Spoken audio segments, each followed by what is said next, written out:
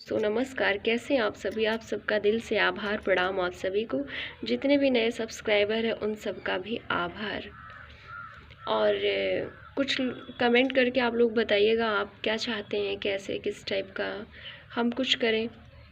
वैसे मेरा तो मतलब यही रहता है कि हम कुछ अच्छा कर पाएँ आप सबके लिए। और थोड़ा सा कंटिन्यू नहीं हो पा रही हूँ, लेकिन कमेंट करके बताइए तो होगा। और आज भगवान गुरु का दिन है, बृहस्पतिवार है, तो इस पे हमें कुछ आप लोगों से बोलना था, कहना था। जो कि भगवान गुरु तो ऐसे हैं जो सभी मतलब ग्रहों में श्रेष्ठ हैं, और वैसे भी इनकी पदवी गुरु की है। तो गुरु तो हमेशा सबका मंगल ही करते हैं, कभी किसी का अनिष्ट नहीं करते हैं। तो हमारे गुरु ने बताया था, इसलिए हम आपको ये बात बोलना चाहते हैं। देखिए, जानता तो हर कोई है हर बात को, लेकिन वो कर नहीं पाता अपने मतलब जीवन में लगातार। वो बहुत सारी काम की वजह से, बहुत सारे आजकल मतलब बहुत बहुत सारी ऐसी चीज़ें हैं जिसकी वजह से आदमी कर नहीं पाता है।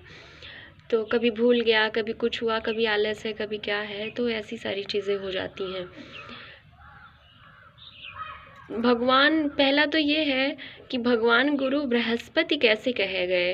इन्हें बृहस्पति माने ग्रहों में श्रेष्ठ, इन्हें गुरु का पद कैसे मिला। भगवान ब्रह्मा के 3 पुत्र थे, तीनों में जो है ये भगवान जो है इनके पुत्र हैं।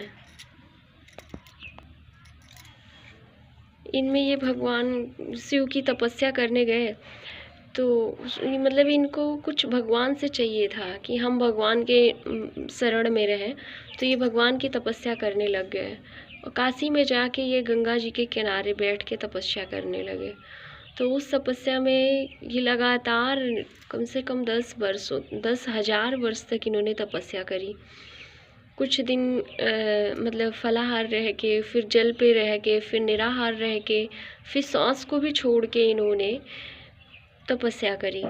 गंगा के किनारे इन्होंने शिवलिंग का स्थापना किया, और वहाँ इन्होंने निरंतर भगवान की सेवा मतलब तपस्या करते रहे। एक काशी का मेन क्या है कि वो वहाँ की जो गंगा है वो उत्तर वाहिनी बहती हैं सिर्फ काशी में, इसलिए काशी में गंगा का बड़ा महत्व है।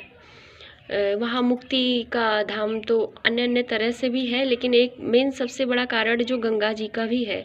हर जगह तो गंगा पूरब से होते हुए जाके बंगाल में मिल जाती हैं, खाड़ी में गंगा सागर में प्रवेश करती हैं, लेकिन काशी में जो माँ भगवती गंगा है वो उत्तर वाहिनी होकर के बहती हैं। और भगवान शिव भी स्थापित तो उत्तर ही होते हैं, उत्तरमुखी ही रहते हैं, इसलिए गंगा भगवान शिव की तरफ से होकर के बहती हैं। तो उस गंगा के किनारे इन्होंने बृहदेश्वर भगवान शिवलिंग का स्थापना किया, उनकी निरंतर सेवा करें। तो जब ये श्वास भी छोड़ करके भगवान का तपस्या करने लगे, तो भगवान शिव से रहा नहीं गया, और कैलाश छोड़ करके वहाँ भगवती के साथ प्रकट हो गए। बोलो भगवान शिव की जय हो। फिर वो कहते हैं, बोलो तुम जो है इतना मेरी बृहद तपस्या तुमने क्यों की। बृहद यानी बृहस्पति नाम भगवान शिव ने ही इनको दिया था। बोले कि तुम जो है इतनी बृहद तपस्या मेरी किए हो, इतनी भीषण, इतना तो आज तक किसी ने भी मेरी तपस्या नहीं करी। मैं तुम्हारी तपस्या से अति प्रसन्न हूँ, और इसलिए मैं तुम्हें ये पद प्रदान करता हूँ। आज से ये बृहद तपस्या करने की वजह से तुम्हारा नाम बृहस्पति पड़ेगा। तो और दूसरा कि मैं अपने आप से ये वरदान देता हूँ कि तुम गुरुओं में श्रेष्ठ माने जाओगे, ग्रहों में तुम श्रेष्ठ रहोगे, तुम्हें गुरु का पद प्रदान करते हैं। और उसी समय भगवान सारे देवताओं को वहाँ इकट्ठा कर लिया, यहाँ तक कि विष्णु ब्रह्मा सारे सभी देवताओं को वहाँ एकत्र करके उन्होंने कहा, आज से भगवान बृहस्पति को इनको मैं बृहस्पति नाम देता हूँ, और दूसरा इन्हें ग्रहों में श्रेष्ठ गुरु का पद देता हूँ। और जिस पर भगवान गुरु की दृष्टि हो जाएगी उस पर किसी भी ग्रह का मंगल नहीं होगा, माने किसी भी ग्रह के कारण किसी का मंगल नहीं होगा। बोलो भगवान बृहस्पति देव की जय हो।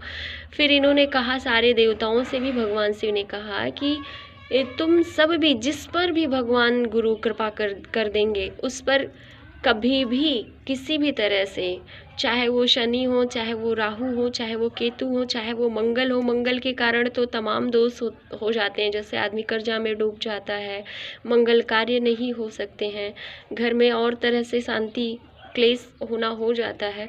तो सारी चीज़ों का सब हर तरह से भगवान गुरु, अब गुरु तो कभी किसी का, एक चीज़ और है, सारे ग्रह जब होते हैं अनुकूल हो जाते हैं तो उनके ग्रह की चीज़ धारण करने पर वो विपरीत दिशा में जाते हैं, यानी वो उसका दुष्परिणाम ही होता है उस चीज़ का। लेकिन गुरु भगवान की कृपा से ऐसा है, ये कभी किसी का मंगल नहीं करते, क्योंकि ये गुरु हैं, गुरु सबका कल्याण करते हैं।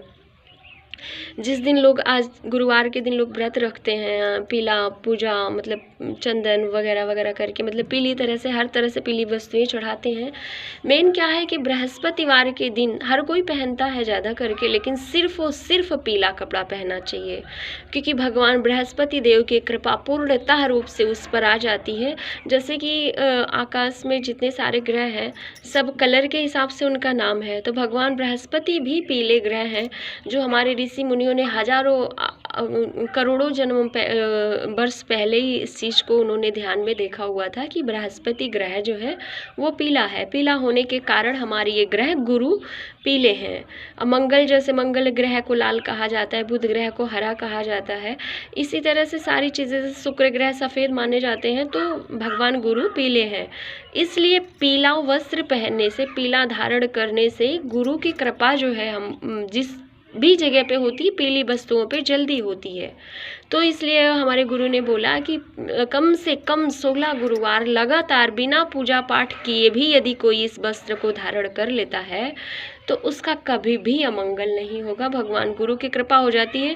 दूसरी चीज़, उसमें एक चीज़ खास बात हो जाती है कि उसे सोचने समझने की क्षमता हो जाती है, यानी विवेक उसका जागृत हो जाता है।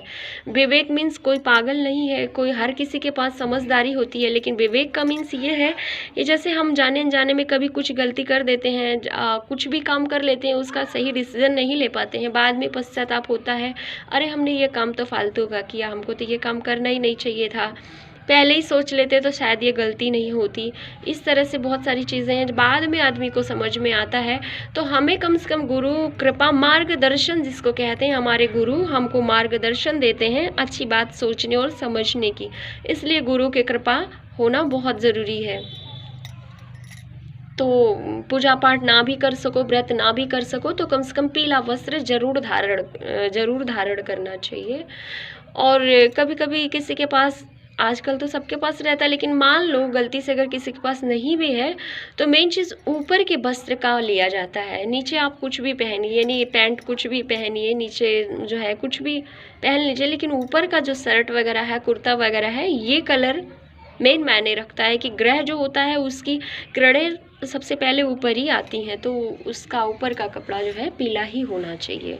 मंगलवार को भगवान मंगल देव की कृपा प्राप्त करें। वैसे गुरु जिसके हो जाते हैं, गुरु की कृपा जिस पर हो जाती है तो सारे ग्रह वैसे ही अनुकूल हो जाते हैं, लेकिन फिर भी हमारे गुरु ने ये भी बोला है कि मंगलवार को यदि कोई अपना घर चाहता है, अपना जो है हर तरह से मंगल चाहता है, तो मंगलवार को मंगल ग्रह लाल होने के कारण उसको लाल वस्त्र ही धारण करना चाहिए। बुधवार पे कोई हरा पहने तो अच्छा, क्योंकि ये सब पहनने से क्या होता है, पहनता तो हर कोई है, लेकिन बिना नागा किए पहने, एक नियम से पहनने का उसका अर्थ और हो जाता है। तो जैसे हम कभी आज पहने, कल नहीं पहने, फिर अगले में नहीं पहने, अगले में नहीं पहने, ऐसा नहीं, लगातार कम से कम जो है वो उन्होंने 16 गुरुवार 16 बुधवार बोला है, लेकिन 16 मीन्स ये 4 महीने लगातार ही पहना। इसमें जा ही क्या रहा है, हम लगातार गुरुवार को गुरु की कृपा प्राप्त करने के लिए, वैसे भी कोई व्रत धारण करता है तो पीला ही वस्त्र पहनता है। भगवान गुरु बृहस्पति सबके ऊपर अपनी कृपा दृष्टि बनाए रखें। और सारी बातें फिर से करेंगे, लेकिन हम इतना ही कह रहे हैं, बोलो भगवान गुरु बृहस्पति देव की जय हो। फिर से कुछ और बताएंगे।